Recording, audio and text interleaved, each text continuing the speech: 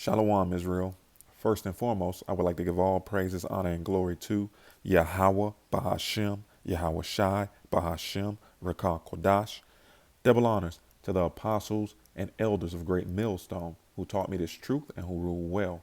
And a sincere salutations to the tabernacle of David. You Akim pushing this truth to the four corners of the earth in all truth, faith, and sincerity. And a healthy shalom to the Akwath who are also listening and learning. It's Zakaria coming at you with another lesson, and Lord's willing, it be edifying. So the gentleman you see on the screen, his name is Michael Yon, Y-O-N. You can look at his credentials. He's being interviewed on a show called Geopolitics and Empire. And he's speaking of famine, okay, which, you know, the prophets have been week in and week out on the highways and byways and through these video epistles warning the people, okay, that bad times are coming, famine is coming, pestilence is coming, all these things are about to befall the earth. So I'm just going to play a little bit, of this video and bring out a couple of precepts and just go in the spirit, okay, and Lord's willing to be edifying. Maybe 20,000 actually died. It was quite serious for this little country. And that's sort of the light switch famine, like on and off, right? Then there's another type, which is the type we're going into now.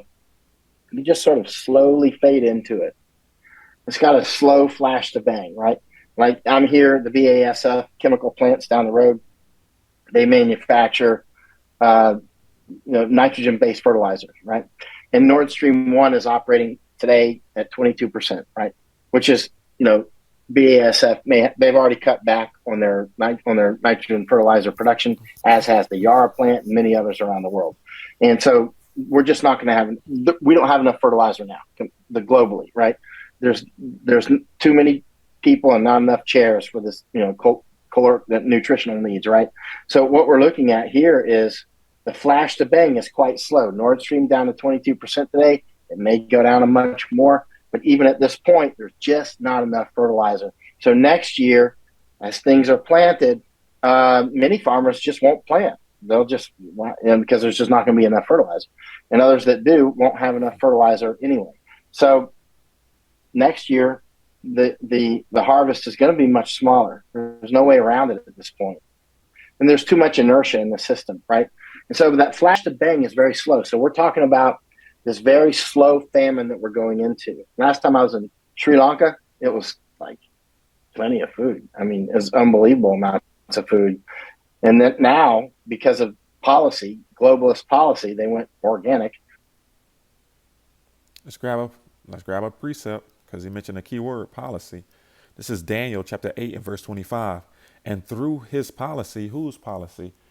Esau, Edom, man. Okay, these Edomites, the so-called white man, and the chief house of Edom, the nobles, the elites, okay, the Gettys, the Rothschilds, the DuPonts, these elite banking families, all right, these globalists, all right. And through his policy also he shall cause craft to prosper in his hand, and he shall magnify himself in his heart, and by peace shall he destroy many. Yeah, by peace shall he destroy many, man. All right, because he's coming in like a snake saying, oh yeah, going green is the way to go. And this is the way it's more healthy for the planet, knowing the consequences of overnight taking a country or the world off of nitrogen-based fertilizer. Okay, Sri Lanka is a perfect example. Okay, I did a lesson on that a while back. All right. So, and suddenly Sri Lanka this year is a failed state. It went from like plenty of food. I mean, it's unbelievable amounts of food. And then now, because of policy, globalist policy, they went organic. And suddenly Sri Lanka this year is a failed state.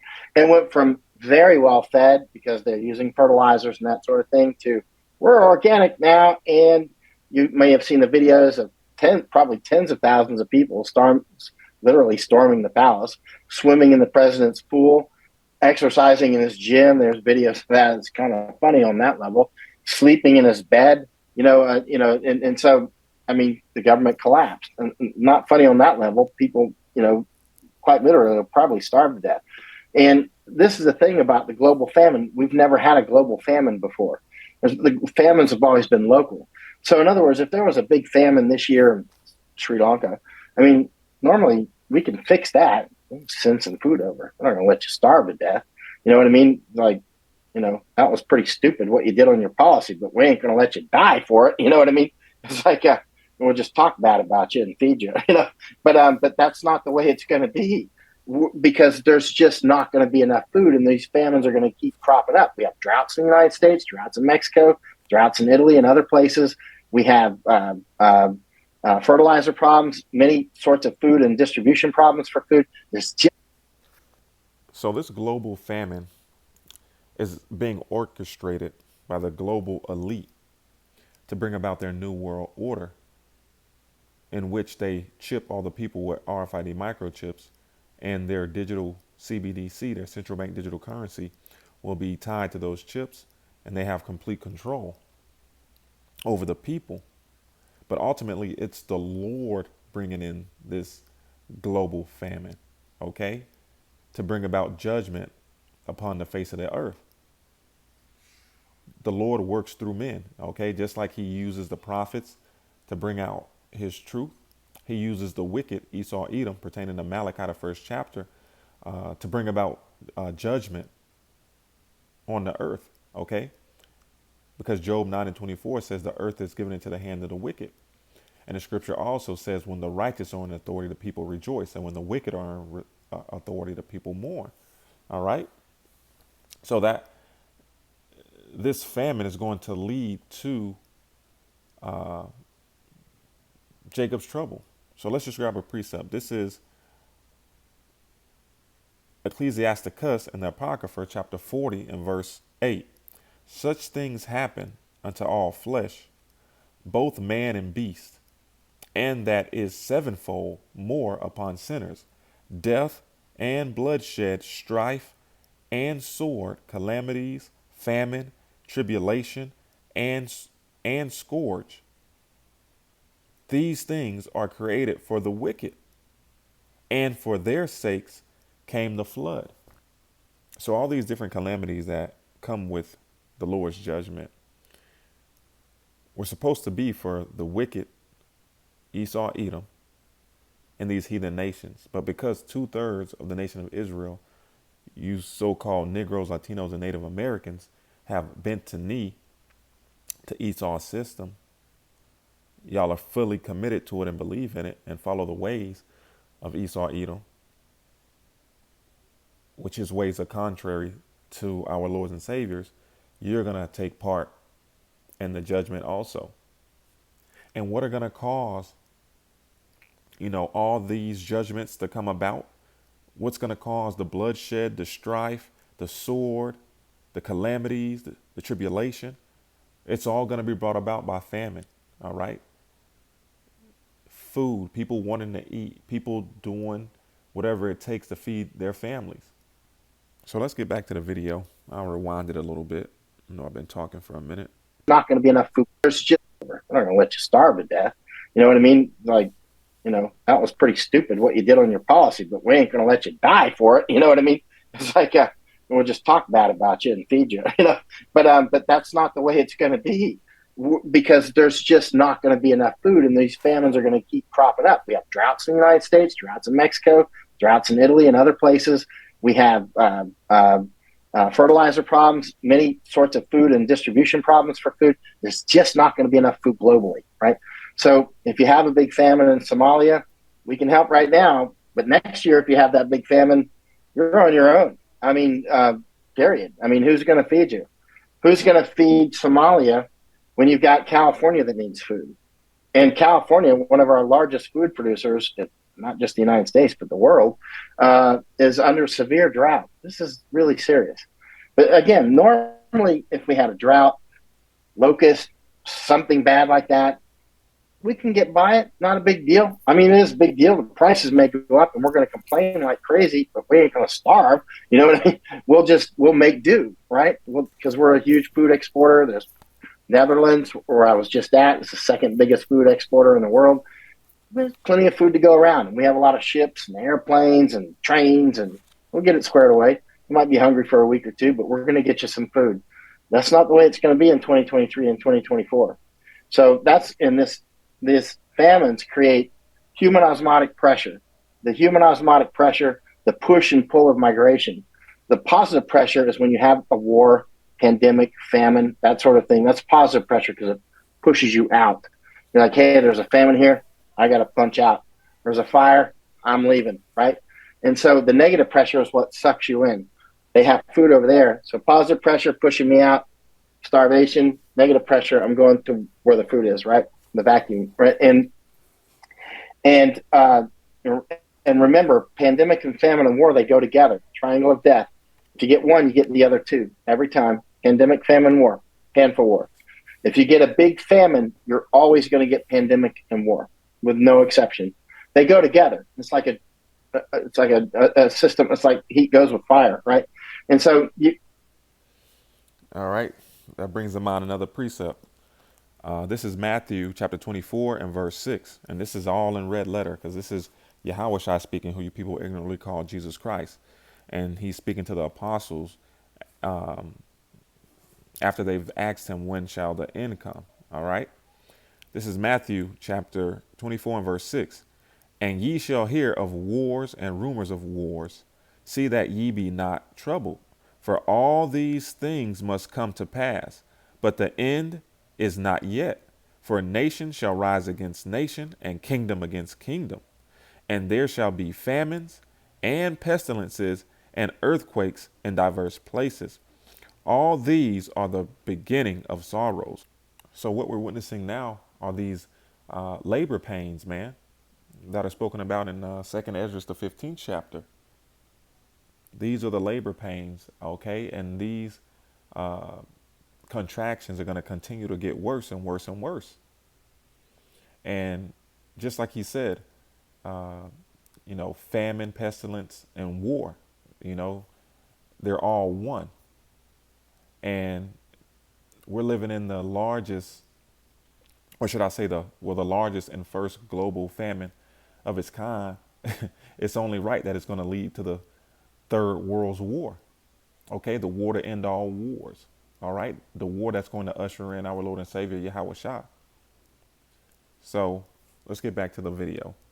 if you get a big war, you'll get the other two. If you get a big pandemic, you get the other two. And all of these create human osmotic pressure, right? And so, and another thing that's interesting about famine that's important for people to understand is that famine also creates famine. Just like war creates war, fire creates fire until it burns out, right? And pandemic creates pandemic. This is an interesting aspect of these. One of the ways that famine creates famine, you see increasing reports now of farmers, like this person left a comment on my locals today.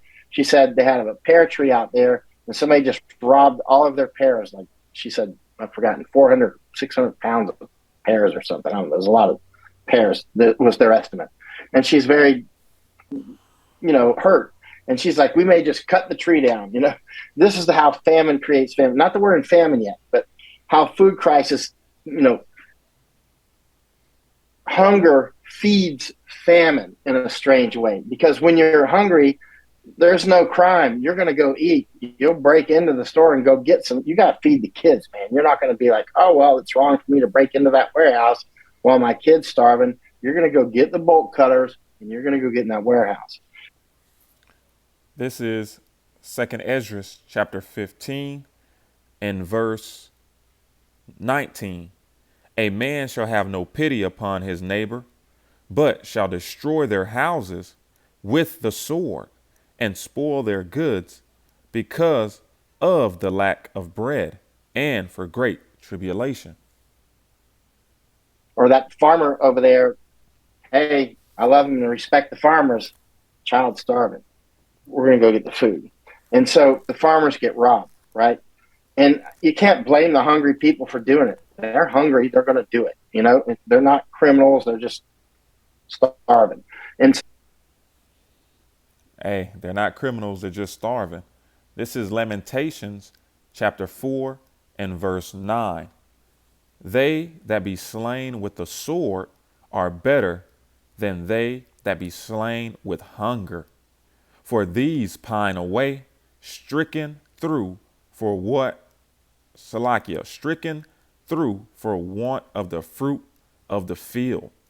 All right. One of the worst ways to die, man. Starving to death, famine. All right. But it's coming to billions of people. All right. So, but what effect does this have? What the effect that this have is it makes farmers go bankrupt or they just stop planting, right? And so now this is how famine creates famine, or hunger feeds famine, you might say. Because so that first season, you kind of slowly go into it, the hunger picks up, and then you and me, men, we're like, we got to feed the family, man. Let's get together. There's a grain storage over there. Go get your horse. I got a wagon. We're gonna go get some tonight, and then we go get it. And then everybody does it, and then the companies that do the grain distribution stop doing it, or they send the army and shoot us next time, right? And we start robbing trains, we start robbing boats, we start robbing trucks, we start robbing the farms, and now we're killing our own food supply. So now that second season, it really gets big, right? That's why you're kind of gradually going into this. So the conditions create more conditions, and then finally, at some point, usually more than 2 years. Most famines don't. Most serious famines don't last for more than about 2 years, but a lot of them do last 3, 4, 5, 7, 10 years. Just depends, right? And this one, I don't know. We'll have to see, but I think it'll last at least several years. But the question is, Hey, yeah, we're gonna stop the video right there and end it with this. This is Jeremiah chapter 30 and verse 6. Ask ye now, and see whether a man doth travail with a child. Wherefore do I see every man with his hands on his loins, as a woman in travail, and all faces are turned into paleness. Alas, for that day is great, so that none is like it. It is even the time of Jacob's trouble, but he shall be saved out of it. All right. And who shall be saved out of it? The elect of the nation of Israel, the 144,000 men, the elect men, and the innumerable multitude, men, women, and children of the believers. All right. So, anyway, Lord's willing, this was edifying. Shalom, Israel.